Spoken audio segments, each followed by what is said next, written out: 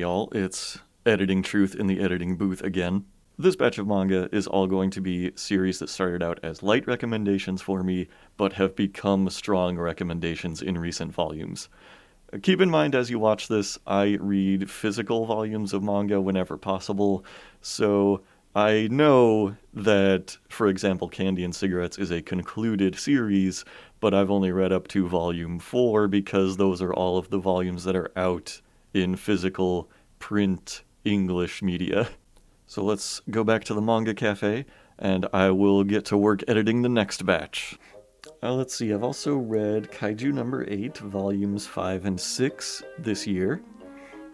Once again, I've mentioned this one in the past. I think this is one of the next great big up-and-coming shonen action series. If you're into that kind of genre at all, you should be keeping your eye on Kaiju No. 8. Volume 5 specifically starts bringing in a new character who is one of my all-time favorite tropes, one of my all-time favorite character types, which is character who appears to be a generally uncaring fuck-up who turns out to secretly be one of the most talented people around. I really love that kind of character, and it's usually a side character. But someone who just seems really lazy and unmotivated, and then turns out to be someone who is really just effortlessly talented. I really do love a character like that. And speaking of these sort of character types, I remember reading, it was probably in the first volume of Kaiju No. 8, that the artist said that one of his goals going forth was to write a character where once they show up, everything is okay. That's kind of what he was going for with the main character, and he really does nail that feeling. Once the actual main character, the Kaiju No. 8, shows up, you're like, okay, this fight just got real. That is a feeling that I would get repeatedly when I was watching Dragon Ball Z as a kid. Basically every time Goku finally showed up after all the side characters spent so much time fighting a villain, he would just show up and just effortlessly knock out whoever they were struggling to fight, and you would be like, okay, this just got real, now Goku is here, now this fight is really gonna pop off. And so far, Kaiju No. 8 has got a pretty good handle on that exact same feeling. If that is something that you also love, then keep going with Kaiju No. 8. It's going to be getting an anime at some point. It's been announced, but not yet really given a date or a trailer or anything, but I am going to be looking forward to that for sure. This could be the next big, Jujutsu Kaisen or My Hero Academia or something along those lines. Once it hits anime, I think a lot more people are going to start getting on board with this. Now, another series that I have been reading and collecting this year is Candy and Cigarettes. I've got Volume 2, Volume 3, Volume 4. I am loving Candy and Cigarettes. It had, kind of an okay start. With Volume 1 and 2, I was, kind of on the fence of, how much I wanted to continue reading it, but by the third volume, and then especially the fourth volume, I was just adoring it. I know I mentioned Volume 1 in my previous video, but the more this series goes on, the more I absolutely love it. It is just this absolute love letter to neo-noir and pulp action series, and it just so completely and perfectly nails that vibe. Volume 4 was where it especially sold me, because this is when the characters make a trip to the United States of America. And I've gotta say this for the record, I love it when foreign media makes an homage to American culture in their own way. And along those lines, I also love it when they get things just a little bit wrong about American culture. I feel like a lot of artists would have this hang up writing about a foreign country where they would probably be like, well, I don't want to misappropriate their culture or get things wrong about the way they live or like their customs or anything. Honestly, I wish more artists would take this chance, because when I see like a manga or anime make an episode or a chapter or arc about America, honestly, I love it all the more when things are just a little off from reality. I never read a manga and go, oh, well, this isn't the way things work in America at all, how dare you? Instead, I just go, wow, this is what people really think happens over here? I love that. I want to hear more of this.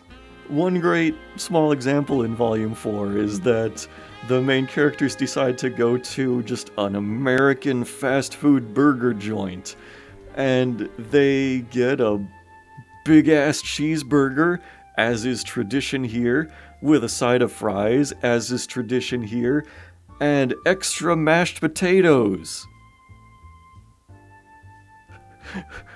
I don't know what burger place in America offers mashed potatoes, but that's a fascinating idea that apparently at least one artist out there in the world believes that Americans will get mashed potatoes at a fast food burger place. Then I had the thought of, I'm not sure if I've ever seen mashed potatoes referenced in like any kind of anime or manga.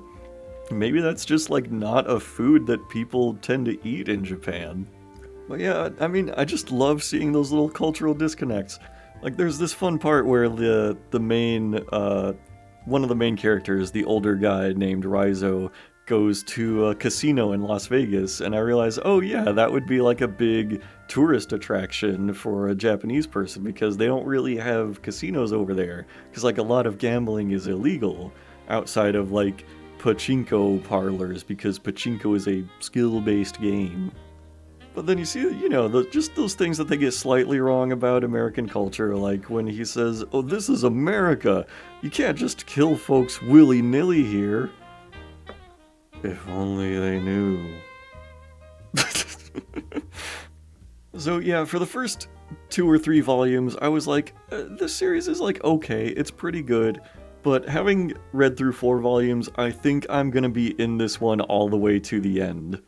It just absolutely nails that just, like, nihilistic neo-noir action vibe. That just kind of, like, devil may care, let's kill everybody in our path mercilessly and pick up the pieces later kind of story. It isn't really anything that's going to explore a whole lot of deep emotions or, like, take a hard look at human nature. It's just a roller coaster of a time full of just senseless violence and like wild imaginative action set pieces that I really wish I could just see made into like a full-fledged indulgent set of like live action movies. I feel like if somebody like Quentin Tarantino or Robert Rodriguez had a series like this in their teens or 20s, we probably would have gotten like an absolutely badass movie based on candy and cigarettes.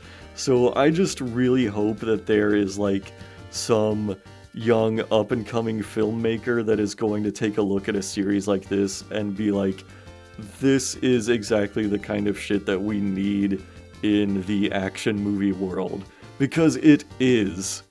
This started out as a lukewarm recommendation to me. It's now a wholehearted recommendation. I want everybody reading this. It's so good. Speaking of things that started out as lukewarm recommendations from me and have now become wholehearted recommendations, fucking read Dandadan. Or Dandadan, as it's probably supposed to be called. I now own all 3 volumes of this manga. This is another one where, I think Volume 4 is coming out any day now. I love this series so much For me, it took only the second volume for me to go like, yes, I am in this one for life. If this series doesn't get an anime adaptation, I'm gonna throw a fucking tantrum. I'm sure I briefly described this in my past video, where, you know, it's about a guy and a girl who are in high school, and one of them believes in aliens, one of them believes in spirits, but they each don't believe in the other thing. Turns out both are real, and the two of them have to team up to fight various cursed spirits and aliens throughout their daily lives. And they both get supernatural, just outlandish powers to facilitate them doing that. I think if there's like anything to complain about in this series, and it is something that I had a friend complain about after reading Volume 1, is that sometimes it kind of gets like bogged down in like making a lot of sex jokes. The author seems to find it really funny that like an evil spirit has stolen the main dude's balls, and so then he has to go on this short arc of trying to retrieve his balls from evil spirits. He also spends like a good chunk of Volume 3 just nude and trying to conceal his nudity from the other characters. And like, you know, I could see that kind of gag wearing on somebody over time. But as of this point in the series, I'm still fully on board. It's just like another dimension of the absolutely zany action that you see all throughout this series. Like, the back of Volume 2 highlights just kind of like one of the iconic, great action scenes of this series. It will lend itself very well to animation, and man, I cannot tell you how happy I will be to see that if and when it happens.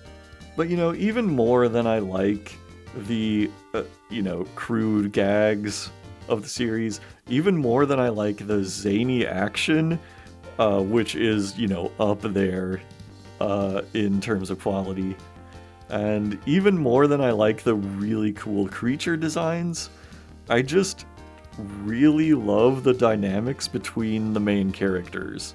If you read Volume 1 and you were kind of on the fence, I would highly encourage getting into Volume 2, because that's when you really start to see these characters come into their own and get a lot more fleshed out and, like, you know, really feel a lot more human and a lot more nuanced. There's even this kind of like really well executed, like, will they, won't they romance between the main characters that is just starting to emerge as of the first few volumes. But yeah, I mean, as of me filming this video on the 1st of July, boy, I hope it doesn't take me an embarrassingly long time to edit this video, there's only 3 volumes out of Dandadan, so it is still very much on the rise. I really hope it continues building this steam, hope it continues building popularity, and I hope it gets to be adapted into a world-class anime, because this is, like, possibly my favorite currently running shonen series at the moment. I got through Volume 12 of Dungeon Meshi, or Delicious in Dungeon, as you might know it in English. This is another series where basically I cannot stop singing its praises. It starts out good and it becomes even greater as it goes along. I've talked about this one a lot with folks in my Discord. If you are not in my Discord, then I suggest you check links in the description of this video, or maybe like the pinned comment in the comments or something like that. Somewhere down below I should be putting a link to my Discord, where you can talk to me directly about series like this. Anyway, the series is so good. It starts out with just kind of a funny gimmick of like, oh haha, what if adventurers went into a dungeon and they decided to cook and eat the monsters? And it becomes like a much more involved plot as it goes on, and I absolutely love that about it. I became so genuinely invested in it. That, and just one thing that I come back to again and again is how the artist just effortlessly builds the characters. It's like, it's done in a way that you don't even realize that they're getting more and more fleshed out as you go along. Like, even the main character, who appears to just be this, like, kind of generic knight guy, as you find out more about him, you realize that he's got this, like, borderline obsession with monsters, and he's so fascinated with studying them and learning about them. And you also come to learn about him that he kind of isn't good at paying attention to the people around him, and, like, doesn't listen too closely to people. And that is a flaw in him, but it also makes him feel more human. And, like, it makes him a more enjoyable character to read because he has that, like, dimensionality to him. And I just love, like, even learning small details about them. Like, there's the kind of halfling character who had a lot of bad experiences in the past with people in his adventuring parties springing into romances that inevitably ruin the group dynamic. And because of events like that, he doesn't like to talk about his personal life too much. Or you learn about Marcille, the elf wizard, and just, like, learning little details like how she loves to hear about other people's romance stories from their own lives. That is just something that she gets so much joy out of. Just getting a little character detail like that makes the characters so much more, well, I've said it before, but it makes them feel more human, more fleshed out, and just makes the entire story overall more enjoyable to read. Because even if the plot isn't going in a direction that you care for, you might still just love seeing how these characters go about it. It's a series that has, like, a very simple and humble beginning, but it builds on itself in so many ways, and it just kind of keeps snowballing and getting better and better as it goes. And so this is, like, it's gone from, like, a pretty meh, like, maybe I'll read this series, which it was for, like, the first 4 or 5 volumes, to, like, an I cannot wait for more volumes of this to come out series. It's quickly skyrocketed up to, like, a top priority read for me. You may have heard also that Studio Trigger is going to be doing an anime adaptation of Dungeon Meshi before too long. There's a trailer out for that. Highly recommend you watch that also.